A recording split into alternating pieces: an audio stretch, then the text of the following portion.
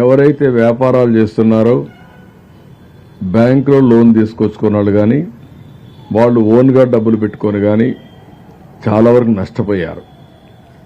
ఎవరైతే ఫస్ట్ ఫ్లోర్లో ఉండే అందరిని చూశాను, కొన్ని ప్రాంతాల్లో మెట్ట ప్రాంతాల్లో ఉంటే తప్ప పల్లపు ప్రాంతాల్లో ఉండేవాళ్ళు మాత్రం 7 అడుగులు 8 అడుగులు 9 అడుగులు నీళ్ళు వచ్చాయి. షాపులు కొన్ని పూర్తిగా పోయినాయి, కొన్ని ఆఫ్ పోయినాయి.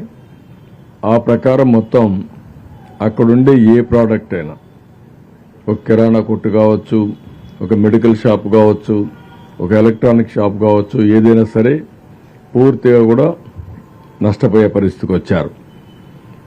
వాళ్ళందరినీ ఇప్పుడు రివైవ్ చేయాలి. బ్యాంకుల్లో డబ్బులు తీసుకొని ఉంటే ఏ విధంగా వాళ్ళు రివైవ్ చేస్తాం? అటు గవర్నమెంట్ ఆఫ్ ఇండియా అంటే మామూలుగా బ్యాంక్స్, ఇటు స్టేట్ గవర్నమెంట్ ఏవైనా వాళ్ళ కన్సెషన్ రేట్ ఆఫ్ ఇంట్రెస్ట్ ఇస్తామా? ప్రిన్సిపల్ అమౌంట్లో కూడా కొంత ఏమైనా తగ్గించగలుగుతామా? దాంట్లో ఉండే ఇన్స్టాల్మెంట్స్ కూడా పెంచగలుగుతామా? ఇవన్నీ కూడా వర్కౌట్ చేస్తున్నాం. ఈరోజు ఒక వ్యక్తి ఒక 25 లక్షల రూపాయలు వ్యాపారం చేస్తా ఉంటే 15-20 లక్షల రూపాయలు సరుకు పోయి ఉంటే, లేదంటే 25 లక్షలు పోయి ఉంటే 25 లక్షల రూపాయలు వడ్డీ కడుతూ మళ్ళీ వ్యాపారం చేయడానికి పెట్టుబడి పెట్టాలి. అది అబ్నార్మల్ భారం అవుతుంది. ఈ కెనాట్ సస్టైన్, సర్వైవ్ కూడా కాలేడు.